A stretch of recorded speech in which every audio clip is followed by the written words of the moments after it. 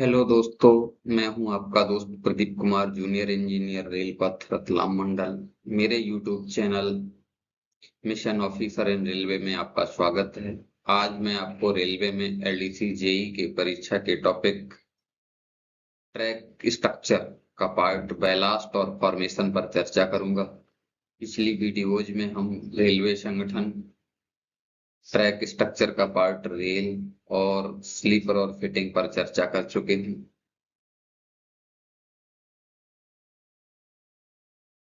Ballast क्या है? Ballast टूटे हुए कुछ पत्थर जिनमें आवश्यक स्पेसिफिकेशन होते हैं बैलास्ट कहलाते हैं।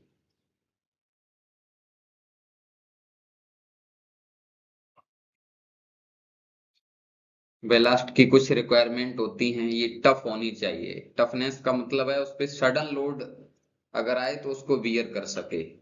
मूविंग लोड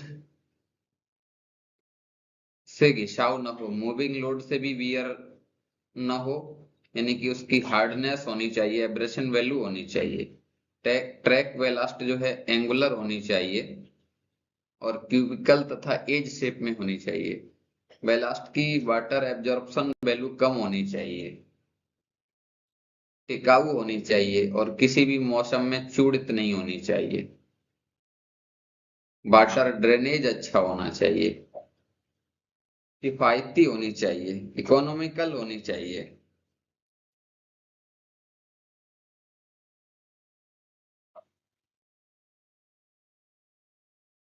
बैलास्ट खराब होने के संभावित स्रोत क्या हैं? बैलास्ट फाउलिंग के स्रोत क्या हैं? बैलास्ट का टूटना कैसे? हैंडलिंग से, टैंपिंग या पैकिंग से, ट्रैफिक से और वेदरिंग से। शव ग्रेड से बारीक कणों का आना जैसे कि मड पंपिंग हो गया,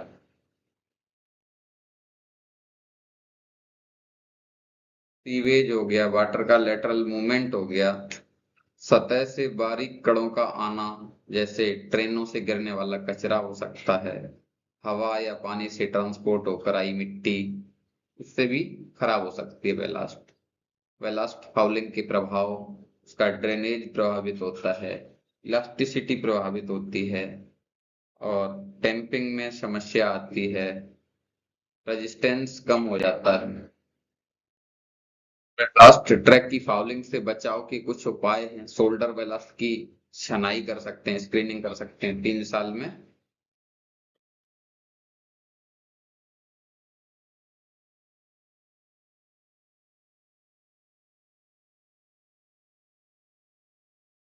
एक बार पेन कहाँ चला गया?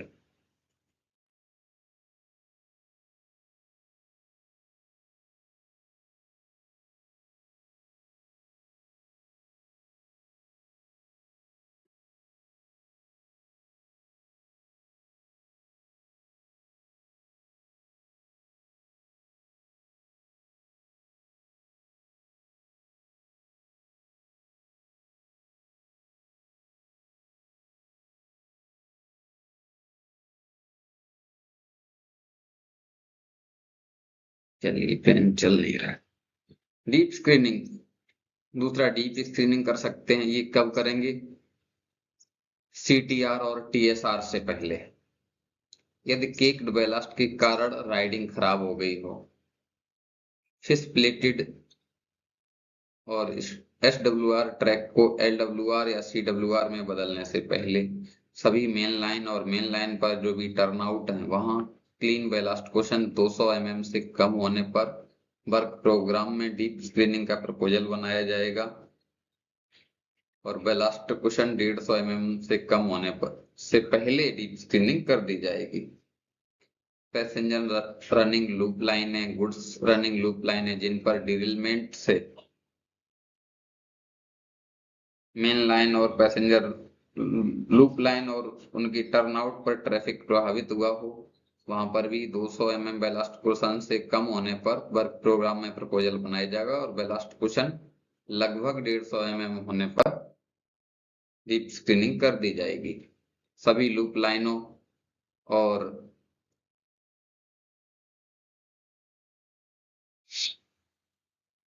इन पर स्थित टर्नआउट्स की डीप स्क्रीनिंग तब की जाएगी जब क्लीन बेलास्ट कुशन 100 mm से कम हो जाएगा।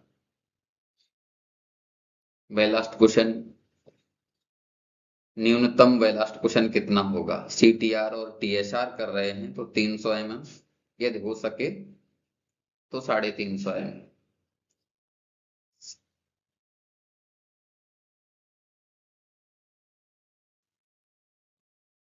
गेज कन्वर्जन डबलिंग और नई निर्माण कार्य में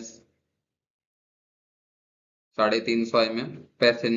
नई पैसेंजर रनिंग लूप लाइन का बिछाना और उनका रिन्यूअल, उस समय जो बेलास्ट कुशन रखेंगे वो न्यूनतम 300 mm रखेंगे।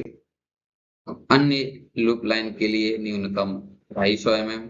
स्पीड 110 से 130 kmph वाले सेक्शनों में, ये जब हमने रेल ट्रैक स्ट्रक्चर का पार्ट रेल की जब चर्चा की थी उस समय भी ये बताया था। टोटल 300 mm और क्लीन 150 mm। 130 से 160 वाले सेक्शन होंगे, वहां टोटल 350 mm और क्लीन 150 mm। 50 kmph प्रति घंटा वाली प्राइवेट साइडिंग, वहां न्यूनतम 300 mm और 50 kmph से अधिक गति वाली अगर कोई प्राइवेट साइडिंग है वहां 350 mm बेलास्ट कुशन होगा। मशीन टैंपिंग के लिए 150 mm होगा। ट्रैक बेलास्ट को क्रीप बेलास्ट, शोल्डर बेलास्ट और कोर बेलास्ट के रूप में विभाजित किया जाता है। ये डायग्राम के थ्रू हम समझेंगे। ये वाला जो पार्ट है वो कोर बेलास्ट है, ये स्लीपर के बीच में जो है ये क्रीप बेलास्ट है और ये स्लीपर के साइड में है वो शोल्डर बेलास्ट है। ये डी जो है बेलास्ट प्लस कुशन की डेप्थ है, ये स्लीपर है। स्लीपर की स्पेसिंग इतनी रखनी चाहिए कि जितना भी लोड आए वो उसी बेलास्ट कुशन में ओवरलैप हो जाए। दोनों स्लीपर का जो 45 डिग्री पे जो आ रहा है ये दोनों मिल जाने चाहिए, बीच में गैप नहीं होनी चाहिए। ट्रैक बेलास्ट के स्पेसिफिकेशन जो RDSO की जियो टेक्निकल इंजीनियरिंग डायरेक्टरेट जारी करती है और अभी जो है वो GE 0001 2023 फरवरी 2023 में इशू हुए हैं।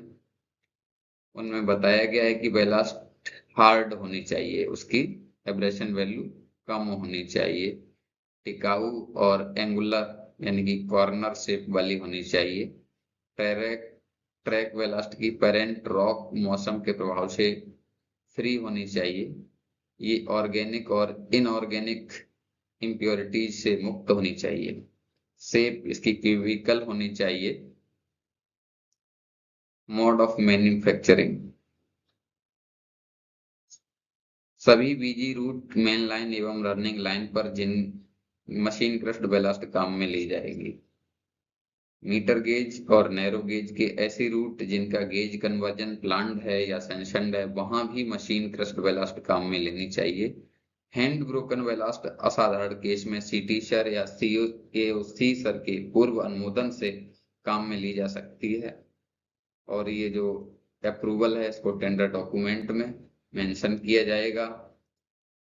मीटर गेज और नैरो गेज के ऐसे रूट जिनका गेज कन्वर्जन प्लान्ड या सैंक्शनड नहीं है उसके लिए बिना अप्रूवल के वहां हैंड ब्रोकन बेलास्ट काम में ली जा सकती है।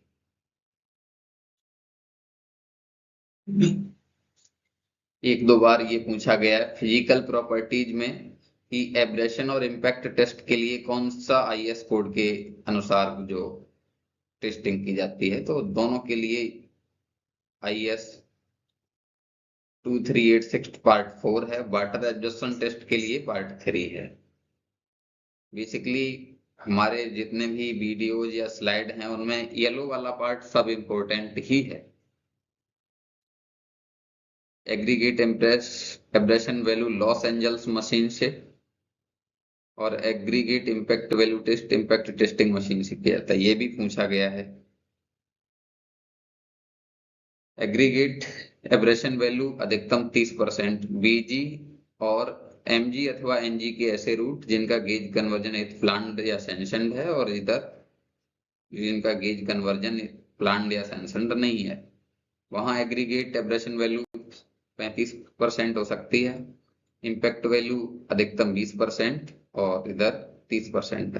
इसको याद के लिए ऐसे रख सकते हैं, इसमें एब्रेशन है 1 और अधिक याद करिए तो अधिक यहाँ 30 है, ऐसे भी याद कर सकते हैं। बाकी आपका भी कोई तरीका हो सकता है। एब्रेशन टेस्ट क्या है? ये हार्डनेस है, ये बैलास्ट आपस में टकराने से पाउडर ना बने, उसी को थोड़ा सा समझाने की कोशिश की है। टफनेस क्या है? बैलास्ट अचानक से इम्पैक्ट लोड, सडन उसमें लोड आएगा तो वो इम्पैक्ट। असाधारण केस में टेक्निकल इकोनॉमिकल आधार पर सीटी और सीओ सर के पूर्व अनुमोदन से एब्रेशन वैल्यू 35% और इम्पैक्ट वैल्यू में 25% तक की छूट दी जा सकती है। जो भी छूट दी जाएगी कहीं भी उसको टेंडर डॉक्यूमेंट में मेंशन किया जाएगा। Water absorption test, track ballast का वाटर एब्जॉर्प्शन 1% होना चाहिए, सामान्यतः 1% से अधिक नहीं होना चाहिए, परंतु विषम एरियाज में सीटी सीओ सर की अनुमति से वाटर एब्जॉर्प्शन में छूट दी जा सकती है। फिर भी वाटर एब्जॉर्प्शन वैल्यू 2.5% से तो कभी भी अधिक नहीं होना चाहिए। बैलास्ट का जो नॉर्मल साइज है वो 50 mm है, 65 mm पर रिटेंशन मैक्सिमम 5% है, 40 mm पर रिटेंशन मशीन क्रस्ट के लिए 40 से 60% है। 40 mm मशीन क्रस्ट के लिए यूज होती है केवल। 20 mm पर रिटेंशन मशीन क्रस्ट बैलास्ट के लिए मिनिमम 98% है और हैंड ब्रोकन के लिए 95%। मशीन क्रस्ट बैलास्ट के लिए 65 mm, 60 mm और 20 mm वर्गाकार सीप प्रयोग की जाती है। मशीन क्रस्ट बैलास्ट के लिए सभी तीनों सीप यूज की जाती है, जबकि हैंड ब्रोकन बैलास्ट के लिए 65 mm और 20 mm वर्गाकार सीप यूज की जाती है। परंतु हैंड ब्रोकन बैलास्ट जो है वेल ग्रेडेड होनी चाहिए। साइज और ग्रेडेशन टेस्ट बैलास्ट का, एक बैलास्ट के स्टैक मीन्स चट्टा जो भी लगा है, बैलास्ट का ढेर जो लगता है आपने अगर देखे होंगे, कम से कम 3 सैंपल लिए जाएंगे। सैंपल मैन्युअली ना लेकर जेसीबी से लिए जाएंगे। सैंपल लेने के लिए ऊपर से 150 से 200 mm बैलास्ट हटाने के बाद सैंपल लिए जाएंगे। बैलास्ट का जो size of ballast sample box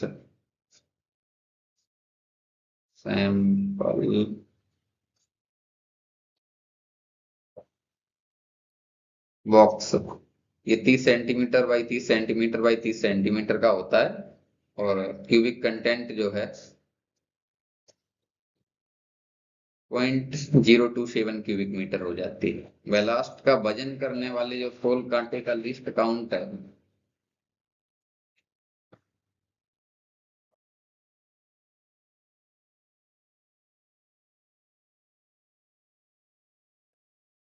वो 100 ग्राम से अधिक नहीं होना चाहिए। वर्गाकार सीप पर रुकने वाली बैलास्ट या पास होने वाली बैलास्ट का वजन के आधार पर परसेंटेज निकाला जाएगा। सीप फ्रेम का जो साइज है वो 100 सेंटीमीटर, 70 सेंटीमीटर और 10 सेंटीमीटर। माना कि अगर हमारा जो एक सैंपल है वो 42 किलो है, इसके कुछ ये हमारे जो सीप साइज अभी जिसकी हम चर्चा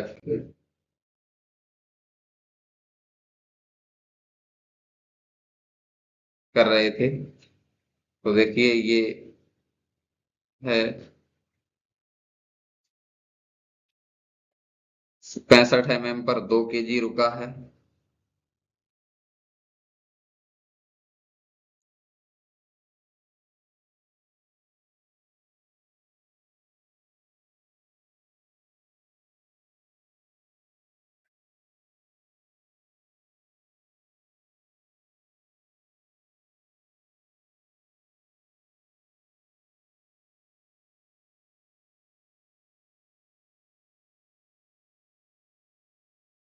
माफ कीजिएगा, पिछली स्लाइड में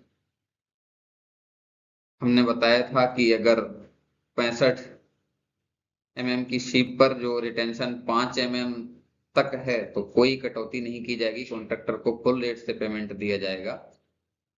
और यदि 5% से 10% है तो तय रेट में 5% कटौती करके पेमेंट दिया जाएगा।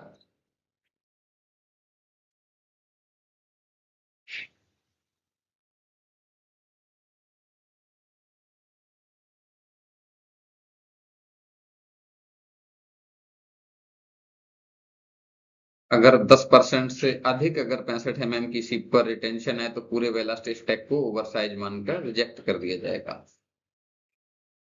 अगर ये हम 40 की शीप पर जो रिटेंशन है वो 40 से 60% है तो फुल रेट पेमेंट दिया जाएगा, और 40 की शीप पर रिटेंशन 60% से अधिक है और 65% तक है तो तय रेट में 5% तक कटौती करके फिर पेमेंट दिया जाएगा।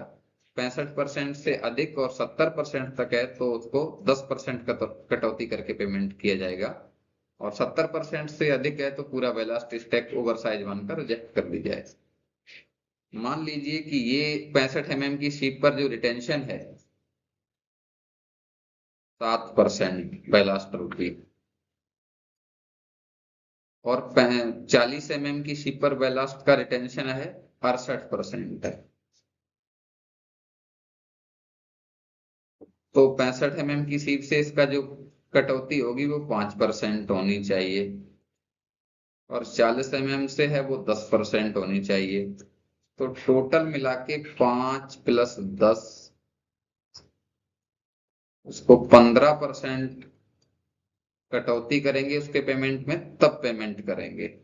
ये ध्यान रखिएगा, जो भी दोनों सेव के हिसाब से जो टोटल कटौती है उसको जोड़ के कटौती करेंगे। अगर कहीं एक में भी अगर रिजेक्ट हो गया है तो पूरा स्टैक रिजेक्ट हो जाएगा। Under size ballast 40 square sheep पर रुकने वाली बेलास्ट की मात्रा 40% से कम है, अंडर साइज मानकर रिजेक्ट कर दिया जाएगा।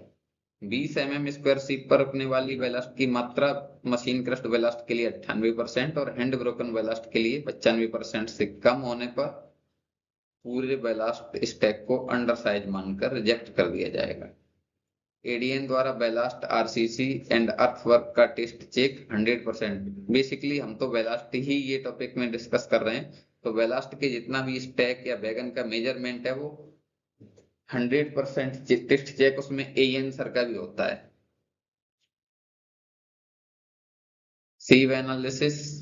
सीव एनालिसिस करते समय स्क्रीन को इंक्लाइंड नहीं रखना चाहिए, तिरछा नहीं रखना चाहिए, हॉरिजॉन्टल रखकर जोर से हिलाना चाहिए। बेलास्ट के जो भी टुकड़े हैं उन्हें हाथ से घुमाया जा सकता है, धक्का नहीं देंगे, और जो वजन है उसके आधार पर परसेंटेज निकाला जाएगा।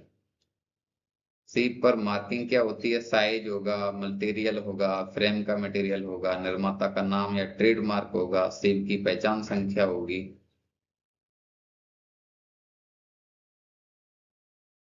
टेंडर भरने के लिए शर्तें। प्रत्येक टेंडरर को टेंडर भरते समय रेलवे से अप्रूव्ड लैब या रेलवे की लैब से एब्रेजन वैल्यू, इम्पैक्ट वैल्यू और वाटर एब्जॉर्प्शन टेस्ट आदि की टेस्ट रिपोर्ट जमा करनी होगी। इन लैब्स के नाम जो है टेंडर डॉक्यूमेंट में दिए जाएंगे। ये जो भी अप्रूव्ड लैब या रेलवे की लैब होगी उनके नाम टेंडर डॉक्यूमेंट में दिए जाएंगे। टेंडर द्वारा ये अंडरटेकिंग दी जाएगी, एफिडेविट में ये दिया जाएगा कि वह भविष्य में बेलास्ट की सप्लाई निर्धारित स्पेसिफिकेशन के आधार पर करेगा। टेंडर होने के बाद जो भी टेस्ट किए जाएंगे वो सभी रेलवे की कॉस्ट पर किए जाएंगे। ये पॉइंट भी 1-2 बार पूछा गया है। येलो बेसिकली इसीलिए करता हूं मैं। बेलास्ट का स्टैक मेजरमेंट, स्टैक जो लगना चाहिए वो साफ, समतल, फर्म और अच्छी निकासी वाली जगह पर होना चाहिए। स्टैक की ऊंचाई प्लेन एरिया में कम से कम 1 मीटर और पहाड़ी क्षेत्रों में आधा मीटर होनी चाहिए। अधिकतम ऊंचाई 2 मीटर से अधिक नहीं होनी चाहिए।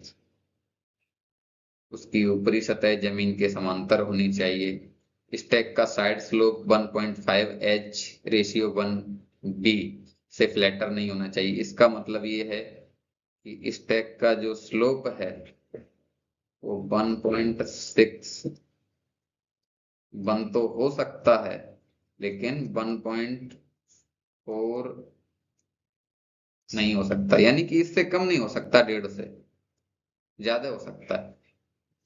प्रत्येक स्टैक में बेलास्ट की मात्रा प्लेन एरिया में कम से कम 30 क्यूबिक मीटर और हिली एरिया में कम से कम 15 क्यूबिक मीटर होनी चाहिए। स्टैक की ऊपरी चौड़ाई कम से कम 1 मीटर होनी चाहिए और लंबाई और चौड़ाई का रेशियो 2.5:1 से अधिक नहीं होना चाहिए। अभी बैगन मेजरमेंट कैसे करेंगे? बैगन में अंदर की तरफ सफेद लाइन से पेंट कर देना चाहिए, जिससे पता लगे कि ठेकेदार को यहाँ तक बैलास्ट भरनी है। बैगन में बाहर की तरफ दोनों तरफ जो बैलास्ट में कितनी आएगी, उस बैगन में जितना जो पेंट किया है वहां तक कितनी बैलास्ट भरेगा, तो कितनी बैलास्ट आएगी वो क्वांटिटी लिखी होनी चाहिए। अंदर की तरफ चारों ओर सेंटर में लोहे की पेंट क्या है, कभी कुछ दिन बाद दिखना थोड़ा कम हो जाता है, तो अगर लोहे की फ्लैट वेल्ड है तो वो ज्यादा समय तक दिखाई देंगी। ये मैं दिखाता हूँ, ये इस प्रकार का बैगन होता है, देखा होगा आपने। ये ऊपर से लिया गया है, ये फोटो बेसिकली हमने एडिट किया हुआ है। तो जो व्हाइट का जो पेंट है वो ऐसा लग रहा है बैलास्ट पर है। ये मानिए यहाँ पर ये इस पे हॉपर में ये पेंट किया हुआ है, इस लेवल तक बैलास्ट भरने पर मान लीजिए कि बेसिकली वैसे एक हॉपर में 37.72 क्यूबिक मीटर ही लगभग बैलास्ट आती है। और ये श्रिंकेज अलाउंस, और ये जब ये बैलास्ट क्या है उसके कॉन्ट्रैक्टर के पास डायरेक्ट चट्टे में ना होकर इसमें आ रही है बैगन में, हॉपर में, तो इस क्वांटिटी से 8% तक अगर कम हो जाएगी, क्योंकि बैलास्ट अगर साइट पर आते आते थोड़ा सेटल होगी, वॉइड्स होंगे, तो 8% अगर कम होगी तो उसको कटौती उसके पेमेंट में बिल्कुल नहीं करेंगे। यानी कि इसी जो सेटलमेंट है इसी को बोलते हैं श्रिंकेज अलाउंस। जब बैलास्ट की सप्लाई बैगन में की जाती है तब 8% तक श्रिंकेज अलाउंस अनुमत है, अर्थात 8% तक कमी होने पर पेमेंट में कोई कटौती नहीं की जाएगी। सैंपलिंग फ्रीक्वेंसी, कॉन्ट्रैक्टर जब पहले 100 क्यूबिक सप्लाई पर साइज और gradation, abrasion value, impact value और वाटर अवशोषण टेस्ट रेलवे की कॉस्ट पर किए जाएंगे। यदि टेस्ट रिजल्ट निर्धारित मानकों के हिसाब से नहीं आते हैं तो टर्मिनेट किया जा सकता है। पहले 100 क्यूबिक मीटर सप्लाई करेगा तो ये सारे टेस्ट किए जाएंगे, और वो रिजल्ट सही नहीं आते हैं तो टर्मिनेट भी किया जा सकता है। पहले 100 क्यूबिक मीटर के बाद जो टेस्ट किए जाएंगे वो इस टेबल के हिसाब से हैं। ये टेबल येलो तो नहीं किया है लेकिन ये इंपॉर्टेंट है फिर भी। स्टैक में बैलास्ट की मात्रा 100 क्यूबिक मीटर है तो प्रत्येक स्टैक से एक सैंपल लिया जाएगा। अगर स्टैक में बैलास्ट की मात्रा 100 क्यूबिक मीटर से अधिक है तो प्रत्येक 100 क्यूबिक मीटर के लिए एक सैंपल और उसके बाद के भाग के लिए एक अन्य सैंपल। प्रत्येक स्टैक से एक सैंपल, यानी कि 100 क्यूबिक तक ही है तो एक सैंपल। अगर ये मान लीजिए इसमें 220 क्यूबिक मीटर है तो 200 के लिए 2 प्लस जो उसके बाद के भाग के लिए अन्य सैंपल एक, इसके लिए एक, टोटल मिला के इसके लिए 3 सैंपल लिए जाएंगे। इसी प्रकार से बैगन में हो जाएगा।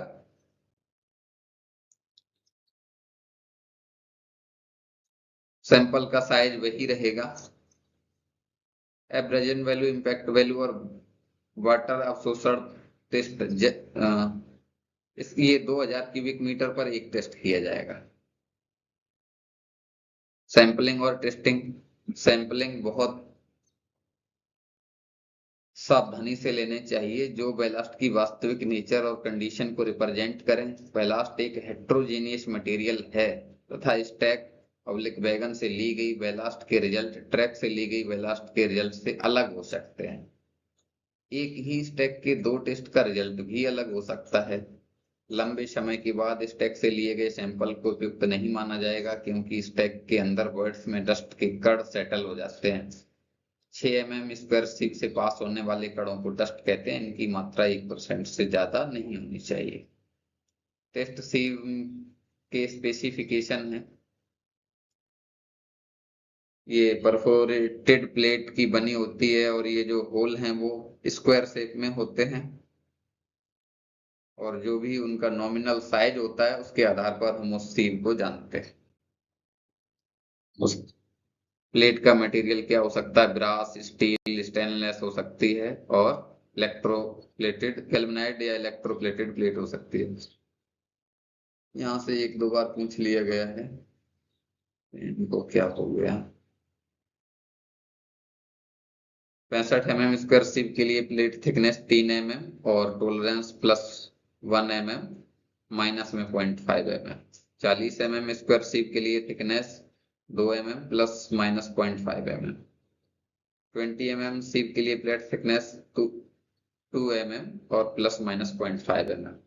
होल का अरेंजमेंट ये वर्गाकार है, ध्यान पूरा मैंने बनाने की कोशिश की है वर्ग शेप में। ये सेंटर टू सेंटर है, ये पिच है, और ये उसका ओपनिंग है, होल है। ये इधर भी डब्ल्यू ही है और इधर पिच भी पी है।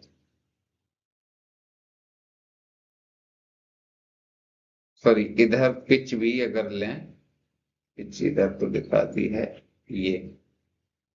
ये भी पी है और ये डब्ल्यू तो हो गया। इसमें कुछ टॉलरेंस है। 65 mm का जो नॉमिनल साइज है उसमें ±1.5 mm टॉलरेंस हो सकता है, 40 वाले में भी 1.5 mm हो सकता है, और 20 वाले में 1 mm हो सकता है। लेकिन पिच में टॉलरेंस 80 mm होना चाहिए 65 के लिए, वो +12 mm -8 mm है। और ये 50 वाली, सॉरी 40 mm वाली जो स्क्वायर सिब है उसका पिच 50 mm होना चाहिए, उसमें 7.5 mm प्लस में और माइनस में 5 mm हो सकता है। 20 mm में 25 mm पिच होनी चाहिए, वो +4 mm -2.5 mm हो सकता है। सी फ्रेम क्या हो सकता है?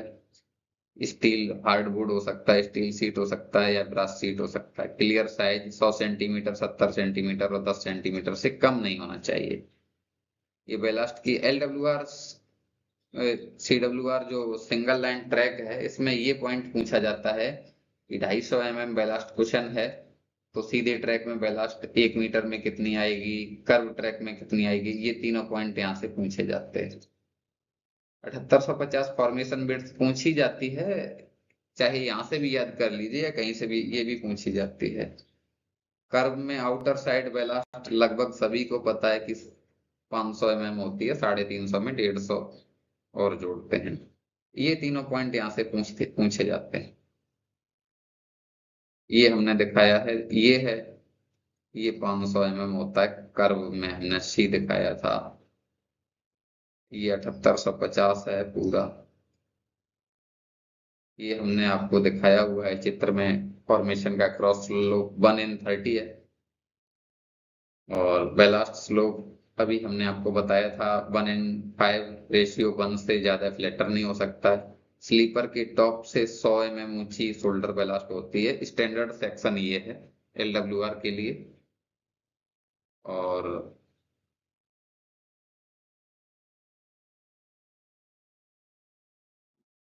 डबल लाइन में बेलास्ट क्वांटिटी तो सीधी सीधी डबल हो जाएगी, इससे हमको एक चीज पता लगती है, ये वो है ट्रैक सेंटर जे।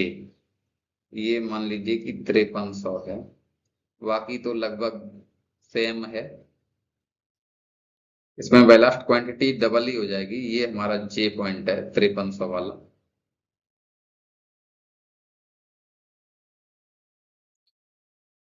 ये LWR के अलावा SWR या फिश प्लेटेड ट्रैक के लिए है। ये स्लीपर की लेवल पे ही शोल्डर बेलास्ट होती है और 305 mm होती है सामान्यतः। अगर कुछ रेडियस है तो वो अलग अलग है, वो 305 से ज्यादा का होगी, वो भी आपको बताएंगे। ये बेलास्ट कुशन है 7850। अगर फिश प्लेटेड कर्व ट्रैक में कर्व की रेडियस 600 मीटर से कम होने पर बाहर की ओर शोल्डर बेलास्ट जो है वो 400 mm होगी। अभी जो 305 हमने देखी थी वो कर्व की रेडियस, SWR ट्रैक के लिए कर्व की रेडियस 875 मीटर से ज्यादा होने पर 400 mm और 875 मीटर या उससे कम होने पर 450 mm होगी शोल्डर बेलास्ट। पैसेंजर यार्ड में टर्न इन कर्व में बाहर की ओर 550 mm होगी। ये जो अभी 305 था वो उसको बढ़ाएंगे और कितना बढ़ाएंगे। इसमें 1 मीटर में कितना क्यूबिक मीटर बैलास्ट आ सकता है वो भी यहाँ दिखाया गया है। Precaution during loading, unloading and transportation of departmental ballast train. DMT का फुल फॉर्म होता है departmental material train. Material train का ड्रिलमेंट मुख्यतः निम्न कारणों से होता है। अनलोडिंग के समय यदि एक्सेस बैलास्ट ट्रैक पर डाल दी जाती है तो एक्सेस बैलास्ट के कारण रनिंग रेल पर ऑब्स्ट्रक्शन हो जाता है, जिससे ड्रिलमेंट का खतरा बढ़ जाता है। टर्न आउट, लेवल क्रॉसिंग जैसे स्थानों पर बैलास्ट के रनिंग रेल एवं चेक रेल के बीच फंस जाने के कारण वहां पर ड्रिलमेंट हो सकता है। अनलोडिंग के समय वैगन को एक समान दर से खाली न करने से अनइवन लोडिंग हो जाएगी तो ड्रिलमेंट हो सकता है। और इसमें एक पॉइंट है, एएन डीएन सर द्वारा पीवी स्टाफ को काउंसल किया जाना चाहिए जिन्हें बैलास्ट की अनलोडिंग और लोडिंग में लगाया जाए। और ऐसे ट्रैक में डिप्यूट करने चाहिए जिन्हें बैलास्ट अनलोडिंग का अनुभव हो। यदि डीएमटी अनलोडिंग का कार्य कॉन्ट्रैक्टर द्वारा किया जाए तो यह इंश्योर करना चाहिए कि कॉन्ट्रैक्टर का सुपरवाइजर अनलोडिंग के समय मौजूद हो, जिसके पास फोटो युक्त पहचान पत्र होना चाहिए। कॉन्ट्रैक्टर के सुपरवाइजर एवं लेबर को डीएमटी अनलोडिंग के नियमों की जानकारी होनी चाहिए, जिससे काम सेफ्टी से करवाया जा सके। डीएमटी अनलोडिंग के कार्य में किसी ऐसे स्टाफ को डिप्यूट ना करें जिसका मेडिकल या रिफ्रेशर कोर्स बाकी। डीएमटी अनलोडिंग के लिए पर्याप्त ब्लॉक लिया जाना चाहिए एवं अनलोडिंग से संबंधित सभी कार्य एवं प्लानिंग ब्लॉक से पहले कर लेने चाहिए। वैगन में यदि किसी प्रकार का डिफेक्ट दिखाई देता है तो सेफ्टी के लिए खतरनाक है तो सीएनडब्ल्यू स्टाफ को सूचित करना चाहिए। पीडब्ल्यूआई और एलपी ट्रेन मैनेजर की ड्यूटीज जेई एसएससी पीवी जिसे डीएमटी अनलोडिंग के सुपरविजन के लिए डिप्यूट किया गया है वह डीएमटी की अनलोडिंग की प्रक्रिया के लिए रिस्पॉन्सिबल होगा। डीएमटी अनलोडिंग का कार्य मिनिमम जेई पीवे की सुपरविजन में किया जाएगा। ये पॉइंट वैसे भी व्हाइट येलो किया है, इंपॉर्टेंट है। जो निम्नलिखित के लिए जिम्मेदार होगा डीएमटी की सुरक्षित अनलोडिंग कराने हेतु। डीएमटी अनलोडिंग के बाद एक्सेस बैलास्ट को साफ कराने हेतु, जिससे स्टैंडर्ड मूविंग डायमेंशन में कोई ऑब्स्ट्रक्शन ना आए। डीएमटी को डायरेक्ट प्लेटफॉर्म लाइन पर खाली नहीं करना चाहिए। डीएमटी के अनलोडिंग के समय बैलास्ट ट्रेन की स्पीड 8 से 10 kmph से अधिक नहीं होनी चाहिए।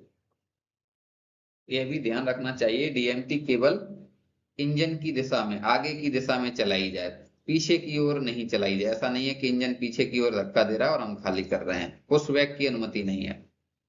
बैलास्ट ट्रेन के अनलोडिंग के समय डीएमटी के डोर धीरे धीरे खोलने चाहिए और असमान रूप से अनलोडिंग न हो। अनलोडिंग के समय डीएमटी को रोकना नहीं चाहिए। यदि किसी कारण से हमने रोका है तो पहले ये देखेंगे कि जो हमारी रेल है उसके टॉप पर कहीं भी बैलास्ट नहीं होनी चाहिए, उसके बाद ही दोबारा चालू करेंगे। सभी टीएलजेबी जो बॉक्स है, सिग्नल का हल्का सा ब्लैक कलर का बॉक्स रहता है लूड के पास में, उसको बैलास्ट से क्लियर रखना चाहिए और ओएचई मास्ट को भी बैलास्ट से क्लियर रखना चाहिए। यदि किसी कारण से डीएमटी का एक तरफ का डोर नहीं खुल रहा है तो दूसरी तरफ वाले दरवाजे को बंद कर देना चाहिए, जिससे अनइवन लोडिंग नहीं होगी। अनलोडिंग के समय डीएमटी के साथ एक ब्लैक स्मिथ को ले जाना चाहिए, जिससे क्या है जो डोर नहीं खुल रहा है उसको ब्लैक स्मिथ खोलेगा।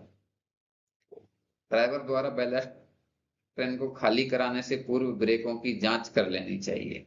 जैसे क्या है कि कभी आप सेक्शन में लेके जा रहे हो, आपने बोला कि मान लीजिए कि 95 के 4 से बैलास्ट खाली करनी है, यहाँ पे रोकना, वो रोका जाके 96 के 15 पे, तो आपकी लोकेशन निकल जाएगी, पुश बैक में आपको दिक्कत आएगी। पहले ब्रेकों की जांच कर लेनी चाहिए। सेक्शन में जहां बैलास्ट ट्रेन को खाली करना हो तो उससे संबंधित मेट कीमैन को पहले सूचित कर देना चाहिए। वो क्या करेंगे, अगर कोई फाटक वगैरह है या यार्ड में पहुंच रहे हैं वो कोई पॉइंट वगैरह आ रहा है वहां कुछ अरेंजमेंट लगा देगा जिससे उनके बीच में कम से कम बैलास्ट फंसेगी। बैलास्ट ट्रेन को खाली करने से पहले लूज कर लेना चाहिए, यानी हॉपर जो है ना उनको राउस कर लेना चाहिए, और जो राउस न हो उन पर क्रॉस लगाकर उन्हें खाली नहीं करना चाहिए। एक बार में केवल एक ही हॉपर खाली करना चाहिए। डीएम ये पॉइंट भी पूछा जाता है। डीएमटी को धुंध कोहरे सूर्योदय से पहले और सूर्यास्त के बाद नहीं चलाना चाहिए। दो भरे हुए बैलास्ट हॉपर के बीच में एक खाली हॉपर नहीं होना चाहिए। यदि किसी कारण से बैलास्ट अनलोडिंग किसी हॉपर में अनइवन बैलास्ट हो तो उसके लिए बैलास्ट कैंसिल का जो भी मेमो है उसमें सुरक्षा तो आवश्यक सावधानी जरूर लिखनी चाहिए। जैसे कि मान लीजिए आपने बैलास्ट खाली की और उसमें 5 ऐसे हॉपर हैं जिनमें एक साइड खाली हुआ है और एक साइड बैलास्ट भरी है, तो पहले तो आप उसको लूप लाइन में लगा के खाली कर दीजिए, पहला काम। अगर नहीं खाली कर पा रहे हैं किसी भी वजह से तो मेमो में लिखिए ballast train should not exceed, कोई भी स्पीड लिख दीजिए। मैंने 30 एग्जांपल के लिए किया, लेकिन स्पीड क्वेश्चन ऑर्डर में लिखिए जरूर। क्वेश्चन ऑर्डर उस ट्रैक पर वो एक क्वेश्चन ऑर्डर नहीं है। जो बैलास्ट ट्रेन मान लीजिए अभी रतलाम से नागदा जा रही है, तो नागदा किस स्पीड से बैलास्ट ट्रेन जाएगी, उस ट्रेन की स्पीड है 30 kmph speed due to 5 number shoppers uneven loading. और ब्लॉक डिमांड मेमो में भी हमको क्वेश्चन ऑर्डर के बारे में लिखना चाहिए। कुछ कहीं कहीं है कि डीआरएम साहब बोलते हैं कि जो भी क्वेश्चन ऑर्डर है वो ब्लॉक डिमांड मेमो में होना चाहिए, या सिग्नल के लिए कोई क्वेश्चन ऑर्डर है तो वो डिस्कनेक्शन मेमो में होना चाहिए। तो लिखिए क्वेश्चन ऑर्डर ऑफ जो भी 30 kmph में be employed after ballast unloading, location of question order will be mentioned in block cancellation memo. तो जब कैंसिल करिएगा उसमें जहां आपको लगे कि ज्यादा बैलास्ट खाली हो गई है वहां उसको मेंशन कर दीजिएगा। फॉर्मेशन क्या है, मिट्टी की तैयार की गई सतह जो कि ट्रैक बैलास्ट को अपने ऊपर बिछाने के लिए तैयार हो उसे फॉर्मेशन कहते हैं। फॉर्मेशन की इकाई क्या है, एक समान और मजबूत आधार प्रदान करना जिस पर रेलवे ट्रैक को बिछाया जा सके, अपने ऊपर आने वाले भार को बैलास्ट की सहायता से सहन करना, रेलवे ट्रैक को स्टेबिलिटी देना। ये फॉर्मेशन एम्बैंकमेंट में हो सकती है, कटिंग में हो सकती है और जीरो फिलिंग में भी हो सकती है। फॉर्मेशन की चौड़ाई एग्जिस्टिंग के लिए एम्बैंकमेंट में 6850, कटिंग में 6250, डबल लाइन में 12150, 11550, कटिंग में। नए कार्यों के लिए पुराने कार्यों में अल्ट्रेशन पर सिंगल लाइन में 7850 और डबल लाइन में 13160। ये सभी एमएम में है, लिखा है, सॉरी लिखा है एमएम में है। उपरोक्त दर्शाई गई फॉर्मेशन की चौड़ाई सीधे ट्रैक के लिए है। यदि ट्रैक गोलाई में है तो कमजोर फॉर्मेशन की जो पहचान है उसके कुछ गाइडलाइन है। ऐसे स्ट्रेच जहां कमजोर फॉर्मेशन के कारण गति प्रतिबंध लगा हो, ऐसे स्ट्रेच जहां सामान्य से अधिक अटेंशन की आवश्यकता हो, ऐसे स्ट्रेच जहां बैलास्ट पेनिट्रेशन डब्ल्यू शेप में 30 सेंटीमीटर से ज्यादा हो। उपरोक्त प्रकार की जो फॉर्मेशन है वो कमजोर फॉर्मेशन मानी जाएगी, और इसके लिए 4 स्टेप एक्शन प्लान नीचे दिया गया है। वहां निर्धारित मानकों के अनुसार फॉर्मेशन चौड़ाई से लेवल और साइड ड्रेन बनाएंगे। बैलास्ट की शैलो स्क्रीनिंग या डीप स्क्रीनिंग आवश्यक हो तो करेंगे। किसी भी लूज या मिस फिटिंग न हो यह सुनिश्चित करेंगे। बैलास्ट कुशन की जो गहराई है वहां 30 सेंटीमीटर या 35 सेंटीमीटर यानी 300 mm या 350 mm तक बढ़ाएंगे। बैलास्ट कुशन नापते कैसे हैं, रेल सीट पर स्लीपर के नीचे नापते हैं, और कर्व में है इनर रेल पर स्लीपर के नीचे नापा जाता है। फॉर्मेशन के कुछ महत्वपूर्ण बिंदु हैं। Formation level, high flood level HFL या ग्राउंड लेवल से कम 1 मीटर ऊपर होना चाहिए। जो भी अभी नई लाइनें बनेंगी उनमें ये होना चाहिए। फॉर्मेशन लेवल से साइड ड्रेन के बॉटम का लेवल कम से कम 30 सेंटीमीटर नीचे होना चाहिए, 300 mm। ये मैनुअल में दिया हुआ है, ये शायद मैनुअल में तो नहीं है लेकिन आरडीएसओ की गाइडलाइन में है। साइड ड्रेन का स्लोप कम से कम 1V रेशियो 300H होना चाहिए, ये भी आरडीएसओ की गाइडलाइन से लिया हुआ पॉइंट ही है। डीप कटिंग 4 मीटर से ज्यादा होने पर कैच वाटर ड्रेन बनानी चाहिए। कैच वाटर ड्रेन का स्लोप अधिकतम 1V रेशियो 50H से ज्यादा, हॉरिजॉन्टल 50 से ज्यादा नहीं होना चाहिए। फॉर्मेशन में मिट्टी डालते समय एक लेयर की थिकनेस एक बार में 30 सेंटीमीटर से अधिक नहीं रखना चाहिए। फॉर्मेशन में मान लीजिए 2 मीटर फिलिंग आ रही है तो 30 सेंटीमीटर से एक बार में सामान्यतः ज्यादा नहीं रखते हैं। बेसिकली जो लेयर की थिकनेस है वो कॉम्पैक्शन ट्रायल रैंप से पता करते हैं, लेकिन एक बेसिकली सामान्यतः 30 सेंटीमीटर से ज्यादा नहीं हो सकती हो। अभी इंसुलेटेड जॉइंट जिन्हें हम इंसुलेटेड जो ग्लूड जॉइंट भी एक इंसुलेटेड जॉइंट का प्रकार है। वैसे तो इंसुलेटेड जॉइंट का मतलब है जो ट्रैक सर्किट एरिया में जो भी जॉइंट लगे जाएं। आजकल जो पहले ग्लूड जॉइंट इंसुलेटेड जॉइंट तो आजकल नॉर्मली नहीं होते हैं, उनका जो लेटेस्ट वर्जन है ग्लूड जॉइंट अभी साइट पर है। जहां रेल पथ ट्रैक सर्किटेड एरिया में होता है वहां इंसुलेटेड जॉइंट लगाए जाते हैं। इन जॉइंट पर इंड पोस्ट होता है, ग्लूड होता है और फिर स्प्लिट की सहायता से जॉइंट बनाया जाता है। LWR CWR में जो ग्लूड जॉइंट का प्रयोग किया जाता है वह G3L, ये सेम पूछा जाता है, जिसमें 6 बोल्ट होते हैं। SWR फेस प्लेटेड ट्रैक में जो ग्लूड जॉइंट प्रयोग किया जाता है वह G3S टाइप के होते हैं। ग्लूड जॉइंट बिछाएंगे कैसे? ग्लूड जॉइंट प्रायः गुनिया में होने चाहिए, आमने सामने, एक ये और एक ये। जहां इन्हें गुनिया में रखना संभव ना हो तो इनके बीच में मिनिमम व्हील बेस से ज्यादा दूरी नहीं होना चाहिए। व्हील बेस समझते होंगे आप,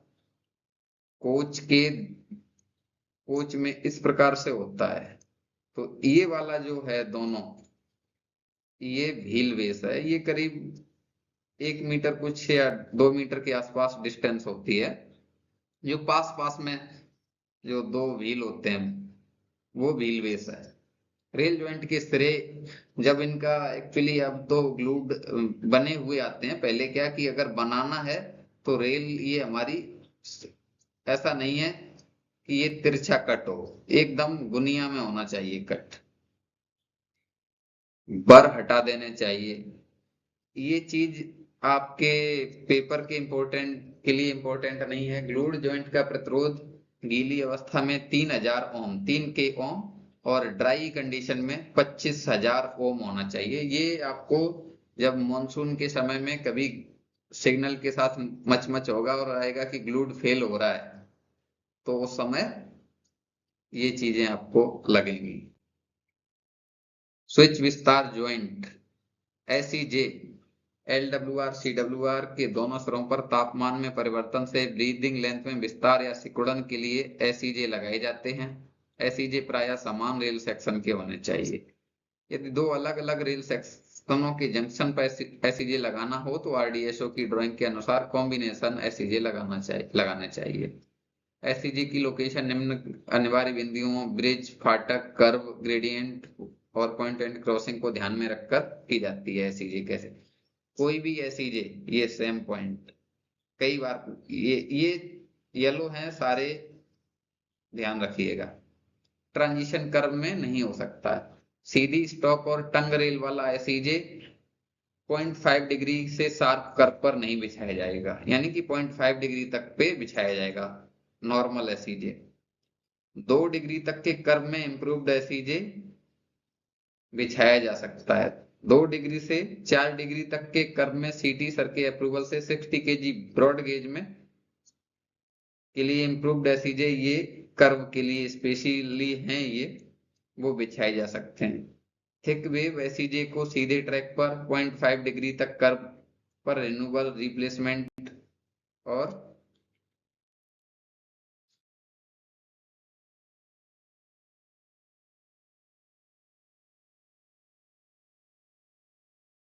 नए कार्यों में बिछाया जाएगा।